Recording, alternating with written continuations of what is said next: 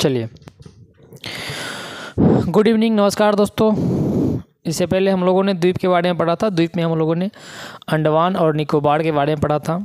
तो कुछ पूछ लेते, क्या याद है? हाँ, चलिए। अंडमान निकोबार का जो हाई कोर्ट है वो कहाँ स्थित है? Very good. अंडमान निकोबार का सबसे बड़ा द्वीप? मध्य अंडमान। साउथ अंडमान को लिटिल अंडमान से कौन सा चैनल अलग करता है?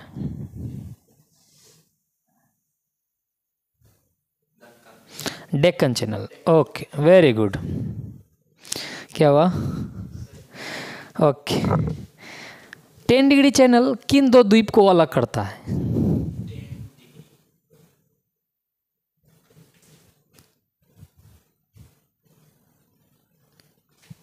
नहीं याद है? TLC Malik, TLC। T for 10 degree, L for little Andaman और C for car Nicobar. I mean 10 degree जो चैनल है वो लिटिल अंडमान को कार निकोबार से अलग करता है। 2018 में नरेंद्र मोदी साहब ने 3 द्वीप का नामकरण किया था। बताएंगे जरा किस द्वीप का नामकरण किस में किया गया था? चलिए हम बताते हैं। रॉस द्वीप। रॉस द्वीप का किस में कन्वर्ट किया गया था? रॉस द्वीप को बॉस में। नील द्वीप को शहीद द्वीप में। और हैवलॉक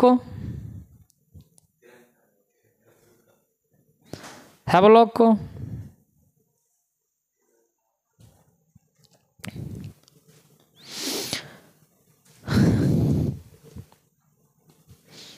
ऐसे में काम नहीं चलेगा।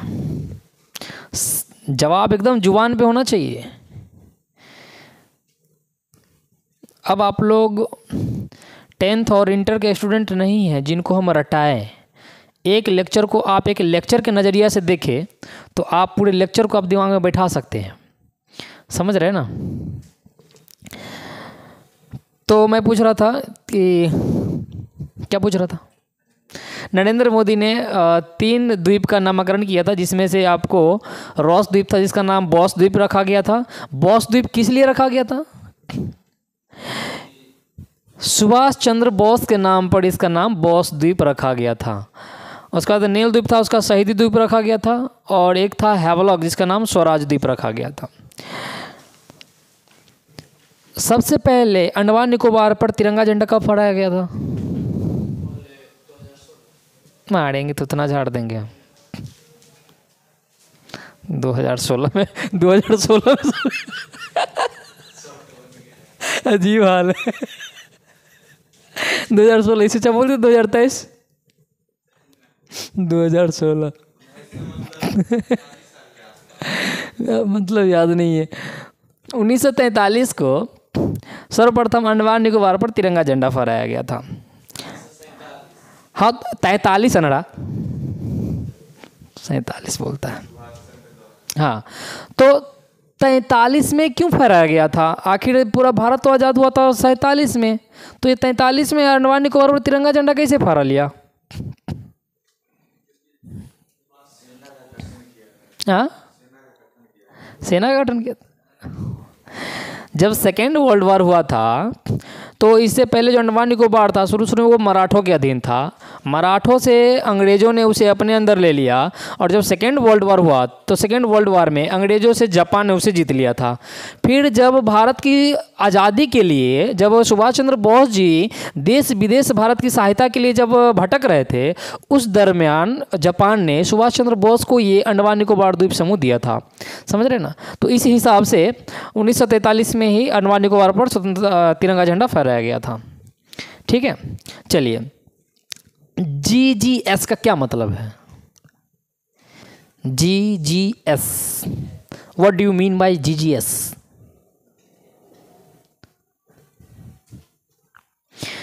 G for grand channel, 1G for great Nicobar और S फॉर सुमात्रा द्वीप।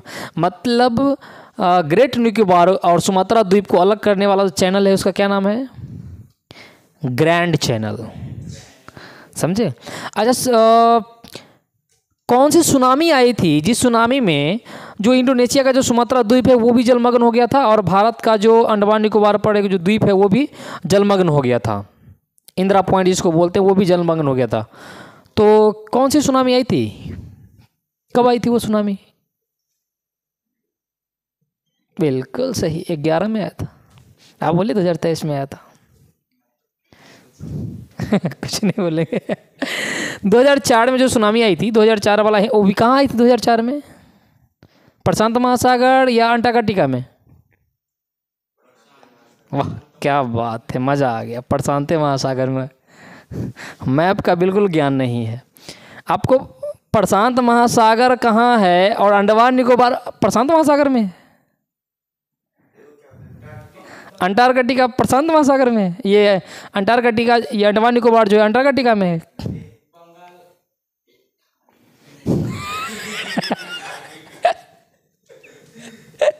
एकदम प्योर अनड़ा सब है, लेकिन बोलते हैं प्रशांत महासागर में। वर्ल्ड मैप याद नहीं है। उत्तरी अमेरिका और दक्षिण अमेरिका के पश्चिम में जो पड़ता है वो प्रशांत महासागर पड़ जाता है। उत्तरी अमेरिका दक्षिण अमेरिका के पूरब में जो पड़ता है और जो अफ्रीका के बीच में है वो अंटार्कटिका पड़ जाता है। और आपको भारत के नीचे जो है, दक्षिण भारत के नीचे, वहाँ से हिंद महासागर शुरू हो जाता है। तो आप प्रशांत महासागर में कहाँ लेके भाग गए जी? तो वो हिंद महासागर में आया था। ठीक है। अच्छा, जो सुनामी है ना वो कौन सी भाषा है? वेरी गुड, सुनामी जापानी भाषा है। उसको एग्जाम में आ जाएगा कि सुनामी का जो इंग्लिश नाम है वो कौन सा करेक्ट नाम है। तो जो सुनामी का जो लिखा जाता है वो टी सुनामी लिखा जाता है। ठीक है। आपसे पूछ देगा कि निम्नलिखित में से कौन सा सुनामी का सही नाम है, तो ये इंग्लिश में इसको टी सुनामी लिखा जाता है। ठीक है, ओके। चलिए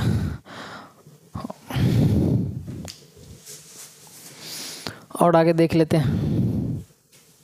गल्फ बताए थे, गल्फ और खाड़ी में क्या अंतर है? गल्फ के बारे में मैंने बताया था कि गल्फ जो होता है उसमें 2 भाग से या 3 भाग से जो ज़मीन से घिरा होता है, समझ रहे ना, वो गल्फ होता है। उसके सामने कोई द्वीप नहीं होता है। लेकिन जो खाड़ी होता है वो भी ज़मीन के 3 भागों से घिरा होता है, लेकिन उसके सामने कोई ना कोई द्वीप होता है, समझ रहे हैं। जैसे बंगाल की खाड़ी जो है उसमें वो भी 3 भागों से घिरा हुआ है, लेकिन उसके सामने क्या है, अंडमान निकोबार एक द्वीप है, इसलिए उसको खाड़ी बोला जाता है। That's why that is called Bay of Bengal, समझ रहे। लेकिन उसको जो गुजरात वाला जो पार्ट है उसको बे ऑफ गुजरात नहीं, उसको गल्फ ऑफ गुजरात कहा जाता है। ठीक है। चलिए आज हम लोग पढ़ लेते हैं अंडमान निकोबार। आप लोगों ने पढ़ लिया था, आज हम लोग पढ़ेंगे लक्षद्वीप समूह के बारे में। चलिए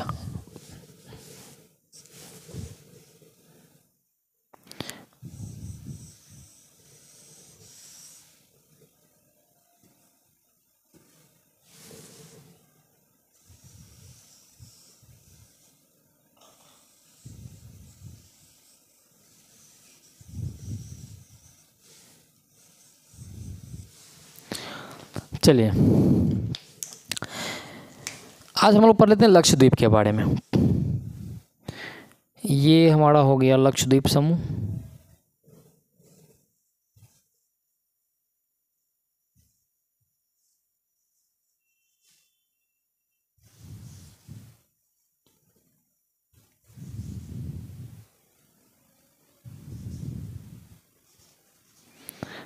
ओके, एक सवाल और,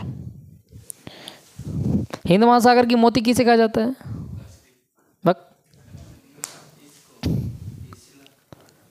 तो पूर्व की मोती किसे कहते हैं? बड़ा मस्त हंसते हैं। लेकिन मालदीव को हिंद महासागर की मोती कहा जाता है और पूर्व की मोती श्रीलंका को कहा जाता है, समझे। चलिए ये है हमारा लक्षद्वीप समूह। ठीक है, तो आप लोग बिल्कुल याद रखिएगा, अगर सवाल आए पहले नंबर लक्षद्वीप समूह से जो सवाल आएगा आपको, अब हम कोशिश करेंगे कि हम ही याद करा दें। यहीं आप लोग के ऊपर कोई काम नहीं सौंपेंगे, कुड़िया हो गए हो आप लोग, मुझे ही याद कराना पड़ेगा आप लोग। पहला सवाल लक्षद्वीप समूह से आएगा कि कहेगा 36 देशों का शहर किसे, 36 द्वीपों का शहर किसे कहा गया है? तो लक्षद्वीप को 36 द्वीपों का शहर कहा गया। ठीक है, ये किसको कहा गया? लक्षद्वीप को। अब हम लक्षद्वीप में देखें तो लक्षद्वीप में बहुत सारा द्वीप मिलाकर के एक द्वीप समूह बनाता है। इसमें से अगर इसकी बात करें ना तो ये जो द्वीप समूह है इसको बोलते हैं अमीनी द्वीप समूह। लक्षद्वीप का सबसे बड़ा द्वीप समूह है जिसका नाम है अमीनी द्वीप समूह। तो यहाँ पे इसको लिख देते हैं अमीनी, अमीनी द्वीप समूह। और यहाँ पे लिख देते हैं दूसरा पॉइंट में सबसे बड़ा द्वीप समूह। हम सिर्फ लक्षद्वीप समूह का बात कर रहे हैं, सबसे बड़ा मतलब दुनिया का नहीं समझ लीजिएगा। सबसे बड़ा द्वीप समूह कौन सा है? अमीनी। ठीक है, लक्षद्वीप के उत्तर में जो स्थित जो द्वीप है उसको बोला जाता है चैटलेट। ये जो द्वीप है ना जो बिल्कुल उत्तर में स्थित है इसको बोला जाता है चैटलेट, चैटलेट द्वीप, चैटलेट द्वीप। तो तीसरा पॉइंट हो गया लक्षद्वीप के उत्तर में स्थित द्वीप, उत्तर में स्थित द्वीप।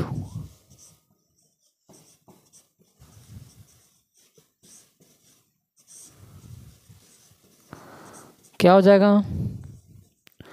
चैटलेट।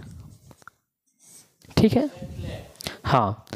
उसके बाद देखिए इसका नाम है, ये जो नाम है इसका नाम है आपको क्वारती, सॉरी इसका नाम है आपको एंड्रॉइट या अगीती। ये जो है अगीती, अगीती या इसी को कहा जाता है एंड्रॉइट। तो एक सवाल पूछेंगे आपसे कि लक्षद्वीप समूह का सबसे बड़ा द्वीप कौन सा है? वो देखने से लग रहा है कौन सा है? वो अगीती। तो ये नाम तो है सामने लिखा हुआ। तो लक्षद्वीप का सबसे बड़ा द्वीप, सबसे, दोनों में से कोई एक हो सकता है, या तो एंड्रॉइड नहीं तो अगीती, दोनों नाम है उसका। सबसे बड़ा द्वीप। ठीक है, इसको बोला जाता है क्वारती। बिल्कुल सही जवाब, ये क्वारती है। और भाई साहब ये जो है ना ये पानी, ये जो एक चैनल बना हुआ है इसको बोलते हैं, ये था 8 डिग्री चैनल, तो ये आपको हो जाएगा 9 डिग्री चैनल। ठीक है, और ये है आपका मिनी कॉय,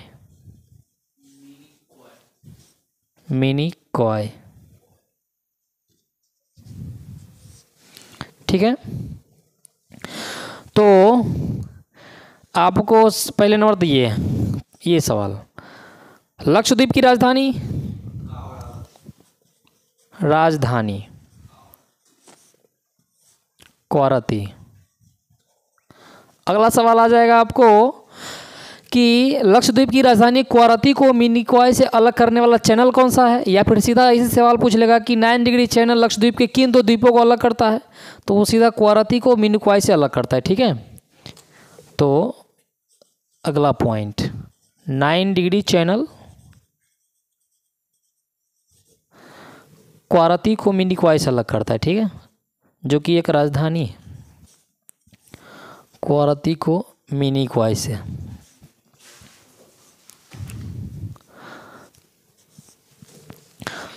अब देख लीजिए, अगर लक्षद्वीप के सबसे उत्तर में यदि चैटलेट है तो लक्षद्वीप के सबसे दक्षिण में कौन सा है? Mini coy. तो अगला पॉइंट क्या हो जाएगा? लक्षद्वीप के दक्षिणतम द्वीप, दक्षिणतम द्वीप, द्वीप कौन सा हो जाएगा? Mini coy. ठीक है, और भाई साहब ये जो है ना ये चैनल, इसको 8 डिग्री चैनल बोलते हैं। ठीक है, 8 डिग्री चैनल। तो अब बताइए कि मालद्वीप को लक्षद्वीप से कौन सा चैनल अलग करता है? 8 डिग्री चैनल जो है वो, एक तो सवाल या तो लक्षद्वीप दे सकता है, नहीं तो लक्षद्वीप नहीं दे करके सीधा दे देगा कि मिनी कॉय को मालद्वीप से अलग करने वाला चैनल कौन सा है? तो 8 डिग्री चैनल, या फिर सीधा पूछ लेगा कि 8 डिग्री चैनल किन दो द्वीप समूह को अलग करता है। वो लक्षद्वीप को माले से अलग करता है, ठीक है, ये मालदीव से अलग करता है। अब ये है मालदीव, क्या ये भारत का हिस्सा है? नहीं है, ठीक है, ये भारत का हिस्सा नहीं है। लक्षद्वीप को भारत का हिस्सा माना जाता है, ठीक है। तो ये मालदीव है। अब मालदीव की राजधानी क्या है? मालदीव की राजधानी है माले। कौन बोल रहे थे? अच्छा अभी आप धोखा से सुन लिए थे ना। माले है, ठीक है, समझ गए ना। चलिए इतना बात पहले एक बार आप लोगों को पहले कवर करवा देते हैं। ओके, फटाफट बोलिएगा। तो 36 देशों का समूह, वेरी गुड। 36 द्वीपों का समूह या 36 द्वीपों का शहर किसे कहा गया है? लक्षद्वीप को। लक्षद्वीप का सबसे बड़ा द्वीप समूह,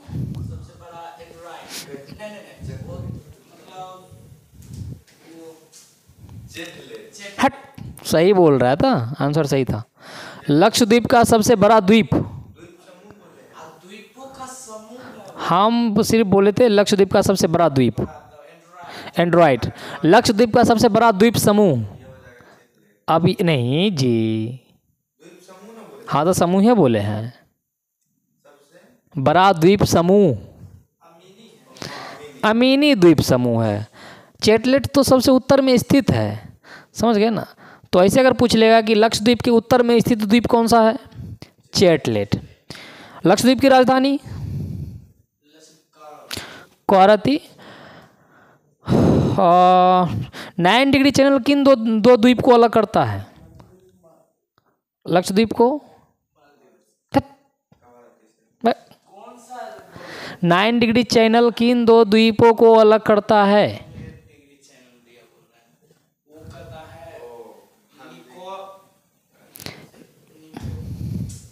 मिनी क्वाय को क्वारती से अलग करता है, ठीक है, ओके।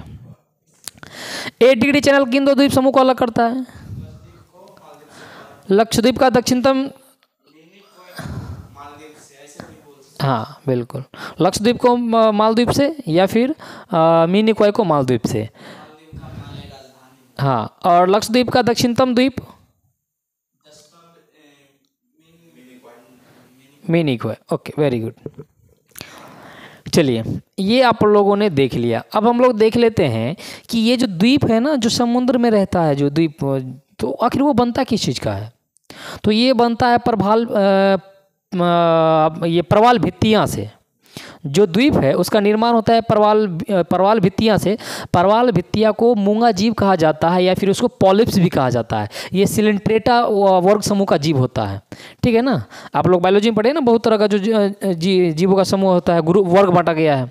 उसमें जो सिलेंट्रेटा वर्ग होता है ना, उसका एक जीव होता है जिसको मूंगा जीव, पॉलिप्स या प्रवाल भित्तियाँ कहा जाता है, ठीक है। तो ये सब मिटा दें, ओके। लेक्चर पूरा दिमाग में बैठा लीजिएगा, ठीक है ना।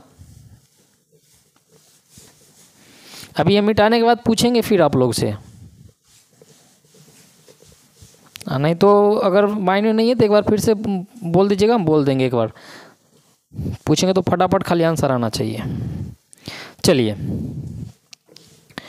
अब हम लोग पढ़ते हैं कि आखिर ये जो द्वीप है, द्वीप का निर्माण किस चीज़ से होता है?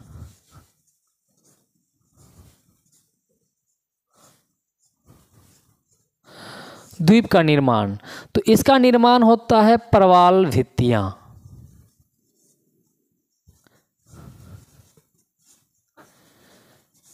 जिसे मूंगा जीव भी कहा जाता है, मूंगा जीव, या इसे पॉलिप्स भी कहा जाता है, ठीक है।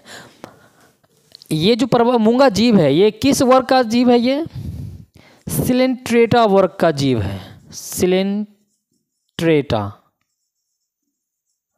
सिलेंट्रेटा वर्ग, इस वर्ग का ये जीव माना जाता है, ठीक है। अब इससे तो बनता है, ये मान लेते हैं कि अगर ये जीव है, जो प्रवाल भित्तियां है, अगर वो जीव है तो आखिर ये जीवित कैसे रहता है? किस पे आश्रित रहता है? तो ये आश्रित रहता है, जो समुद्री शैवाल होते हैं ना, उस पे आश्रित रहता है, जिसे जू एक्स एंथले कहा जाता है, उसे कहा जाता है। अच्छा, ये प्रवाल जो द्वीप होता है, आखिर इसका निर्माण होने का क्या क्या शर्त हो सकता है? तो इसका निर्माण होने का कई शर्त हो सकता है। नंबर 1, उथला जल होना चाहिए। ये द्वीप कभी भी समुद्र के गहराई में नहीं बनता है, ये बात ध्यान रखिएगा। उथला जल होना चाहिए। अब उथला जल होने का क्या वजह होता है? क्योंकि अगर ये गहराई में बनेगा तो समुद्र के इतना गहराई होता है कि उस गहराई में सूर्य का प्रकाश नहीं पहुंचेगा, और सूर्य का प्रकाश नहीं पहुंचेगा तो जो शैवाल है वो अपना जीवन यापन नहीं कर पाएगा, क्योंकि शैवाल जो है प्रकाश संश्लेषी पौधा होता है, समझ रहे ना। तो सूर्य का प्रकाश पहुंचेगा ही नहीं तो वो नहीं कर पाएगा। जब वो नहीं रहेगा तो प्रवाल भित्तियाँ नहीं रहेगा, वो नहीं रहेगा तो द्वीप बनेगा ही नहीं। ठीक है, तो इसके लिए होना चाहिए उथला जल। और क्या होना चाहिए? इसके लिए होना चाहिए उष्णकटिबंधीय क्षेत्र। एक और सवाल आप लोग से, उष्णकटिबंधीय क्षेत्र कौन कौन रेखा के बीच आता है? बताए थे आप लोग को, ध्यान में है तो बताइए।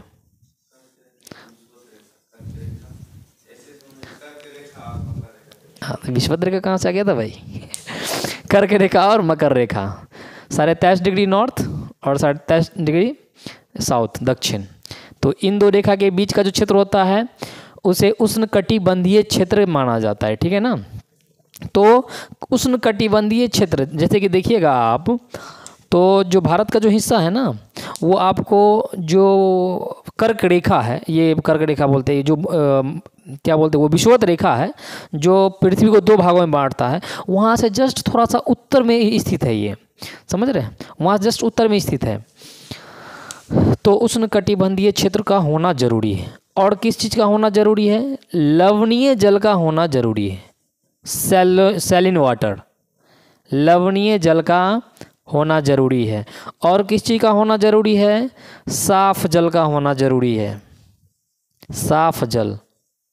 आप लोग तो नहीं घूमे हैं, हम तो घूमे हैं। समुद्र में जाइएगा तो समुद्र के किनारे थोड़ा सा अंदर जाइएगा तो तरह तरह का ऐसा होगा ना, ये द्वीप जो रहता है ना निकला हुआ, हल्का सा अगर आप मिस किए तो आपको पैर हाथ बॉडी का कोई ना कोई पार्ट कट जाएगा।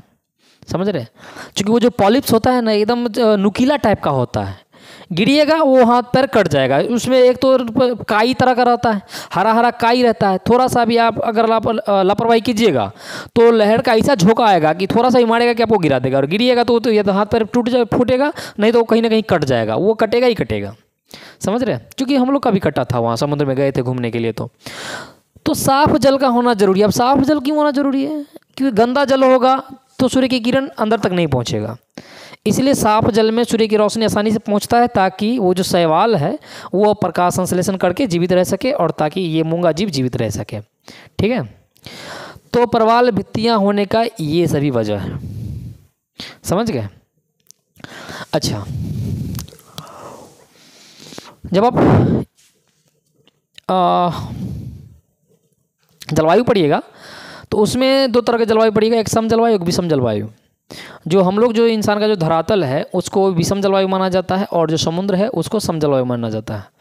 समझ रहे? इसलिए धरातल पर से अधिक जीवों का जो समूह है, जो जीवों का जो वर्ग है, वो विभिन्न प्रकार के वर्ग समुद्रों में पाया जाता है स्थल भाग से ज़्यादा। समझ रहे? वजह क्या है? क्योंकि समुद्र वगैरह को सम जलवायु माना जाता है, जहाँ जीवन जीना आसान होता है, धरातल पर जीवन जीना मुश्किल होता है। यहाँ देख रहे हैं कभी किस तरह कितने मौसम पर परिवर्तन होते रहता है, इंसान को उसमें ढलना पड़ता है। समझ रहे? तो जो कठोर जीव है, जो इसके अनुकूल रह सकता है, अपने आप को ढाल सकता है, वो स्थल भाग पे रह पाया। बाकी सभी जीव समुद्र में रहता है जो इस चीज़ को नहीं झेल पाता है। समझ गए ना? तो देखिएगा कि जब भी आप स्थल भाग से जैसे जैसे समुद्र के किनारे जाइएगा ना, तो आपको विषमता दूर होता चला जाएगा और समता नज़दीक आता चला जाएगा। जो जलवायु है ना उसमें समानता ज़्यादा दिखते चला आएगा। आप लोग वही बात कहेंगे, आप लोग घूमे नहीं, इसलिए कहते थोड़ा कभी कभी घूमा कीजिए। ये वाला जो पार्ट है ना, यहाँ पे समुद्र है, ठीक है, यहाँ पे हिंद महासागर है, इधर आपको अरब सागर है, इधर बंगाल की खाड़ी है, हमारा ये बिहार है। बिहार में आपको 4 तरह के अब जलवायु देखने को मिल जाता है कि नहीं? 4 प्रकार का मौसम देखने को मिल जाता है, जो कि विषम है। विषम है। ये बिहार से नीचे आप होते हुए जाइए तो धीरे धीरे ना ये सम के तरफ चला जाता है। ये विषमता धीरे धीरे घटती चली जाती है, समता बढ़ती चली जाती है। ये एमपी क्रॉस यूपी तक आपको एकदम सेम बिहार जैसा मौसम मिलेगा, एमपी तक थोड़ा सा बदलाव मिलेगा, और एमपी से जैसे ही क्रॉस करके आप गुजरात, महाराष्ट्र और नीचे दक्षिण भारत में जाइएगा, एक जैसा जलवायु मिलेगा। 12 का 12 महीने एक जैसा दिखेगा, सिर्फ बरसात के महीना छोड़ के। आपको गर्मी में भी उतना ही ठंड लगेगी, और अभी जो हम लोग जिसमें स्वेटर जैकेट पहने हैं ना, इसमें भी तमिलनाडु में इतना ही ठंड लगती है।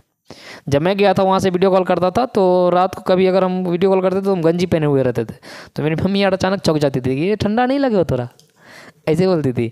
अब ठंडा क्या लगेगा, वहाँ का मौसम ही ऐसा है। यहाँ देखते थे हम स्वेटर जैकेट और सब कम्बलों में घुसल रहता था। तो जितना आप स्थल भाग से समुद्री भाग की तरफ जाइएगा, समताएं बढ़ती चली जाती है, विषमता घटती चली जाती है। ठीक है, चलिए, संजोग से हम घूमे हैं तो वो चीज़ मुझे मेरे लिए थोड़ा सा और आसान हो जाता है। जो चीज़ ये बुक वगैरह कहता है उस चीज़ को हम झेल के आए हैं, तो थोड़ा सा ज्योग्राफी पढ़ाना और थोड़ा सा आसान हो जाता है। ठीक है, समझ गए, याद हो गया। एक चीज़ और यहाँ पे अंडमान निकोबार द्वीप में जो भारत का जो सबसे छोटा नेशनल पार्क है वो साउथ बेटन पार्क को माना जाता है, जो कि अंडमान निकोबार में स्थित है। ठीक है, तो अगर आपसे सीधा पूछे कि भारत का सबसे छोटा नेशनल पार्क कहाँ स्थित है, अंडमान निकोबार में, उसका नाम क्या है, South Baton park.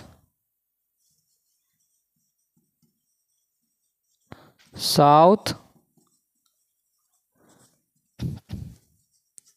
Batten Park, ये क्या है, सबसे छोटा नेशनल पार्क है। ठीक है ना, सबसे छोटा national park.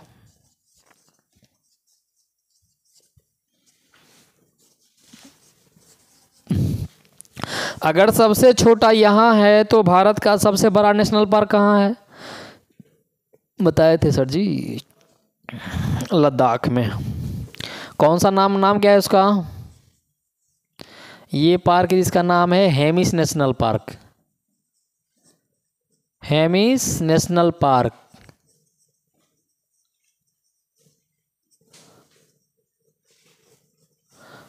Hemis national park क्या है, भारत का सबसे बड़ा राष्ट्रीय पार्क है। अगर ये छोटा बड़ा है तो सबसे पहला जो राष्ट्रीय पार्क बनाया गया तो वो कहाँ है, उत्तराखंड में। नाम क्या है उसका, very good, Jim Corbett. Jim Corbett national park, national park ये क्या है, सबसे पहला, सबसे पहला ये, सबसे बड़ा ये, और सबसे छोटा नाम क्या है, साउथ बेटन पार्क। ठीक है, चलिए गोलू महाराज, याद हो गया, एक बार और बक दे या फिर याद है आप लोगों को, है जी, याद है, एक बार और बक देते हैं। हम सिर्फ बोलते हैं, अब तो है नहीं, लिखने में तो वैसे ही बोल देते हैं। 36 द्वीपों का शहर किसे कहा गया है, लक्षद्वीप को। एकदम पॉइंट क्लियर करते चलिएगा। लक्षद्वीप का सबसे बड़ा द्वीप समूह किसे कहा गया है, अमीनी द्वीप को। ठीक है, लक्षद्वीप के उत्तर में जो स्थित द्वीप है उसका नाम क्या है, चैटलेट द्वीप। Okay, very good. लक्षद्वीप का सबसे बड़ा द्वीप कौन सा है, एंड्रॉइट या फिर अगिती।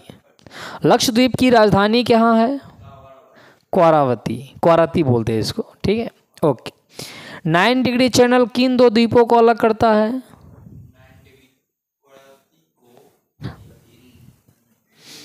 मिनिकॉय से। क्वाराती को मिनिकॉय से अलग करने वाला चैनल 9 डिग्री है। ठीक है, लक्षद्वीप का दक्षिणतम द्वीप कौन सा है, मिनिकॉय। 8 डिग्री चैनल किन दो द्वीप समूहों को अलग करता है, मालदीव को लक्षद्वीप से या मिनिकॉय को लक्षद्वीप से।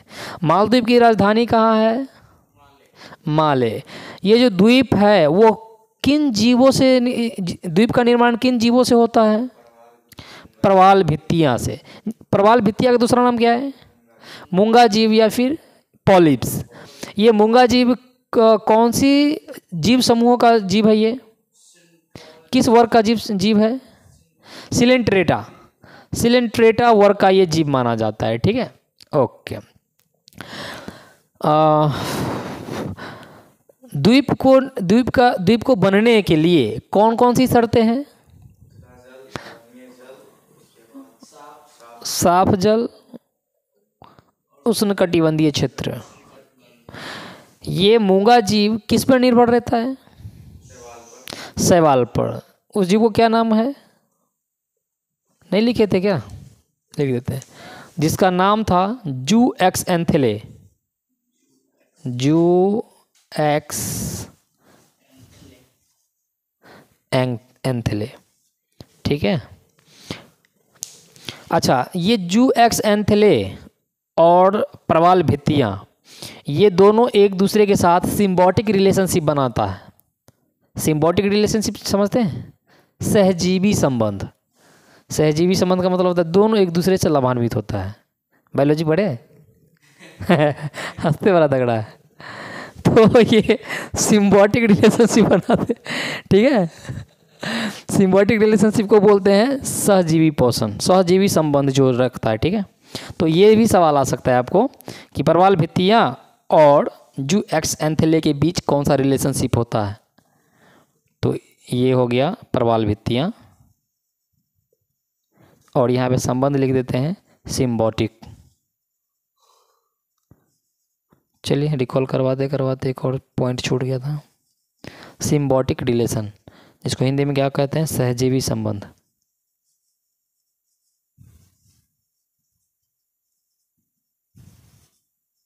ठीक है, भारत का सबसे छोटा national park? South veteran park. Bharat का सबसे बड़ा नेशनल पार्क है अनरा कहीं के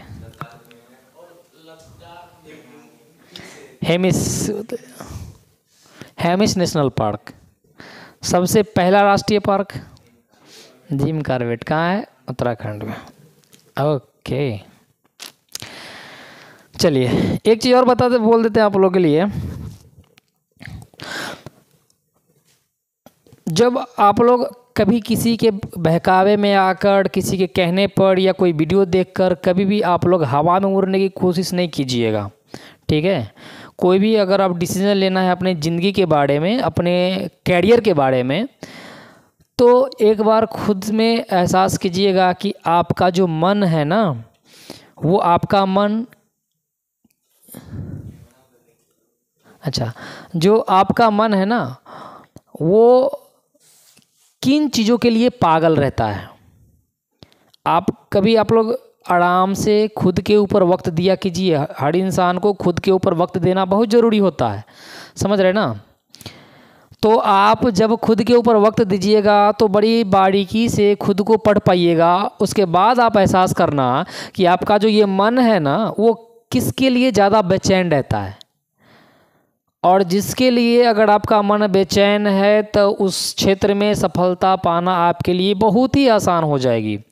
जैसे कि अगर आप 12th फेल, आपने फिल्म देख लिया, फिर आपके मन में आ जाएगा सपना कि अरे हमको तो यूपीएससी हम भी कर लेंगे। तो सिर्फ फिल्म देखने से यूपीएससी नहीं होता है भाई साहब। सबसे पहले आप मन से पहले पूछो कि क्या आपका मन एक ही चीज़ को 1000 बार करने में थकेगा या नहीं थकेगा। अगर आपका मन एक ही चीज़ को 1000 बार करने में, लगातार करने में अगर नहीं थकता है तो आप यूपीएससी कर लो। आपके मन में अगर सहनशीलता है तो यूपीएससी कर लो। अगर आप हार मानने वालों में से नहीं है तो यूपीएससी कर लो। नहीं तो खाली फोकट का आप 1 साल 2 साल 3 साल समय बर्बाद करोगे और बीच में जाकर के छोड़ दोगे, फिर कहीं के नहीं रहोगे। फिर लगेगा कि यार हमने तो इतना समय बर्बाद किया, इससे अच्छा दूसरे लाइन में रहते तो आज तक हम सफल हो गए होते। समझ रहे ना। तो आप खुद में देखो कि क्या आपका मन उस चीज़ के लिए तैयार है, क्या उस दुख को झेलने के लिए तैयार है। और सोच लो, अगर आपका मन अगर तैयार है तो सफलता पाने से कोई रोक नहीं सकता है, आपको कोई ताकत नहीं रोक सकती है। आप ही लोगों ने बताया था ना महेश्वरी जी का, जो संदीप महेश्वरी है ना, संदीप महेश्वरी इतने बड़े मोटिवेशनल स्पीकर कैसे बने ये मालूम है आप लोग। संदीप महेश्वरी इतने बड़े मोटिवेशनल स्पीकर ऐसे नहीं बने। वो अपनी जो बुरी हालात होती है ना, उससे बहुत लड़ाई लड़े हैं वो। इतना बात समझ लो कि अगर आप में लड़ने की क्षमता है, एक कहावत है, जितनी बड़ी आप लड़ाई लड़ोगे उतनी ही बड़ी आपकी सफलता मिलेगी। समझ रहे हैं? संघर्ष जितना बड़ा होगा सफलता भी उतनी ही बड़ी होगी। संदीप माहेश्वरी ने भी कम लड़ाई नहीं लड़ी है। कई कंपनी खोला, कई कंपनी डूब गया, फिर बेशरम के तरह कई और फिर कंपनी खोला, फिर वो डूब गया। बहुत सारा, अच्छा उसके पापा का एल्युमिनियम का बिजनेस था, वो फिलहाल बुड़ गया था, जिसकी वजह से मतलब घर में जो खाना पानी होता है, दाल चावल पर भी आफत आ गई थी उनको। फिर उसने खुद वो कंपनी अपने अंडर लिया, फिर उसको चलाया, फिर वो 1 महीने 2 महीने में बुड़ गया। कितना बार कितना कई तरह का वो उन्होंने काम शुरू किया, सब बुड़ गया। कहीं जाके नौकरी भी किया, वो भी ज़्यादा दिन तक नहीं चला। फिर उसने फोटोग्राफी में अपना करियर आजमाया, तो फोटोग्राफी में बहुत कंपटीशन था, पर उस फोटोग्राफी को वो अलग लेवल पर पहचान देना चाहते थे। तो उसका फोटोग्राफी संयोग से एक बार रिकॉर्ड बन गया कि मात्र 7 से 8 घंटे में वो 10,000 फोटो शूट कर लिया था। वो उनका एक रिकॉर्ड था, और उसी रिकॉर्ड को देखते हुए बड़े बड़े कंपनियों ने संदीप माहेश्वरी को ऑफर देने लगा। सिर्फ ये क्या बोलते हैं उसको, ये जो अपने प्रोडक्ट को लोग प्रचार करता है, एडवर्टाइज के लिए। फिर भी वो उस कंपनी में नहीं गया। वो बोला कि अब मैं अपना बाज़ार शुरू करूँगा, और उसने अपना बाज़ार शुरू किया, फ़ोटो बाज़ार। और वहाँ से वो चमकना शुरू हुआ, तो बड़े लेवल पे उनका बिजनेस चलने लगा, और इतने बड़ी कामयाबी हासिल कर ली कि अभी उनका कई करोड़ का संपत्ति है। समझ रहे हैं? और तब ये जो तजुर्बा है ना, ऐसी नहीं मिलता है। तजुर्बा लड़ाई लड़ने से मिलती है। समझ रहे हैं? आज आईएएस का नौकरी छोड़ करके विकास दिव्य कीर्ति सर ने जो पद हासिल किया है, जो तजुर्बा हासिल किया है, वो औरों के पास नहीं हो सकता है। उनके पास जो ज्ञान है, उनके पास जो तजुर्बा है, वो उनकी लड़ाई से आई है। उन्होंने भी बहुत लड़ाई लड़ी है।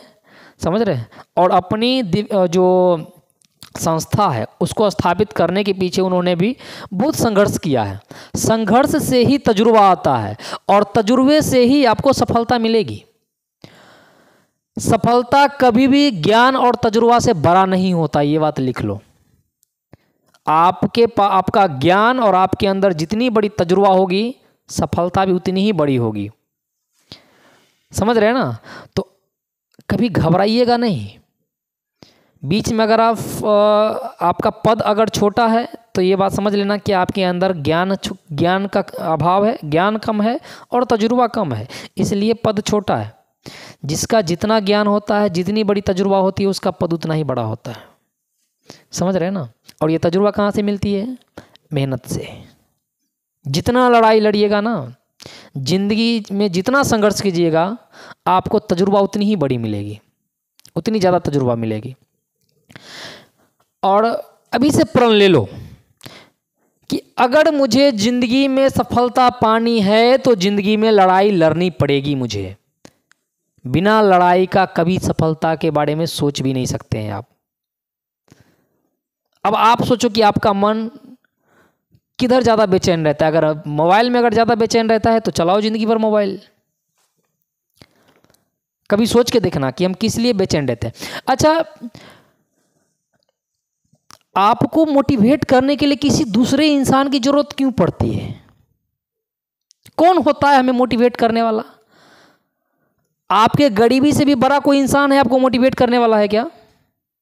आपकी जो बुरा हालत है अभी, उससे भी बड़ा कोई मोटिवेशनल स्पीकर है क्या? आपकी गरीबी आपका सबसे बड़ा मोटिवेशनल स्पीकर होता है। आपका बुरा हालात आपका सबसे बड़ा मोटिवेशनल स्पीकर होता है। समझ रहे ना? तो अपनी हालात पे, अपनी गरीबी पे कभी एहसास करना कि मेरा अस्तित्व क्या है, मेरा लेवल क्या है। और आपके लिए जो आपके पेरेंट्स जो त्याग करते हैं, उस पर कभी गौर करना आप। एक बात और मैं आप लोगों को बता देना चाहता हूँ, कभी भी ज़िंदगी में बड़ा दिखावा जो होता है ना, कभी मत कीजिएगा। वो इंसान की सबसे बड़ी भूल होती है। किसी का डायलॉग सुने हैं, भाई औकात में रह, डायलॉग सुने, वो गलत नहीं बोलता है, वो बिल्कुल सही बात बोलता है। औकात में रह, औकात में रहो, लेकिन अपनी कैरियर को पाने के लिए कोशिश हमेशा औकात से बाहर करना। और जिसने अपनी कोशिश औकात से बाहर की है उसने इतिहास लिखा है। किसी भी इंसान के बारे में पलट के देख लो, वो जब तक अपनी कोशिश हद से बाहर नहीं किया है, अपनी औकात से बाहर नहीं किया है, किसी ने इतिहास नहीं लिखा है। दशरथ मांझी ने भी अपनी जो कोशिश है वो औकात से बाहर किया था, जितना उसका औकात नहीं था उससे भी बाहर कोशिश किया था, पहाड़ को चीर दिया। मनोज शर्मा के पास पढ़ने के यूपीएससी की औकात नहीं थी, पर उसने कोशिश औकात से बाहर किया, आज इतिहास लिखा, उनके ऊपर कहानी आई, उनके ऊपर फिल्म भी आई। तो ज़िंदगी में कुछ करना है ना, तो इतनी बात ध्यान में रख लीजिएगा कि कोशिश हमेशा औकात से बाहर कीजिए, दिखावा औकात से बाहर नहीं कीजिए। यदि आपके पास 50 रुपया का चप्पल पहनने की औकात है तो 500 और 1000 रुपये का जूता पहन के दिखाने की कोशिश नहीं कीजिए। समझ रहे ना? अगर आप दिखावा औकात से बाहर कीजिएगा तो आप अपनी असलियत, अपनी औकात को भूल जाइएगा, फिर आप उस लेवल पे मेहनत नहीं कर पाइएगा। समझ रहे ना? तो आप लोग बिल्कुल एक महात्मा गांधी का था ना कहावत, ये डायलॉग, सादा जीवन उच्च विचार। सही, हम मॉडर्न भाषा में समझिए तो ऐसे बोल दिए हैं कि औकात कम रखिए लेकिन कोशिश औकात से बाहर रखिए। वही बात महात्मा गांधी जी ने बड़े अच्छे शब्दों में कहा है, सादा जीवन उच्च विचार। वही बात मैंने ऐसे समझाया आप लोगों को, वैसे तो समझ में आएगी नहीं। समझ रहे ना? नहीं आएगी ना? चलिए ओके, क्लास ओवर करते हैं।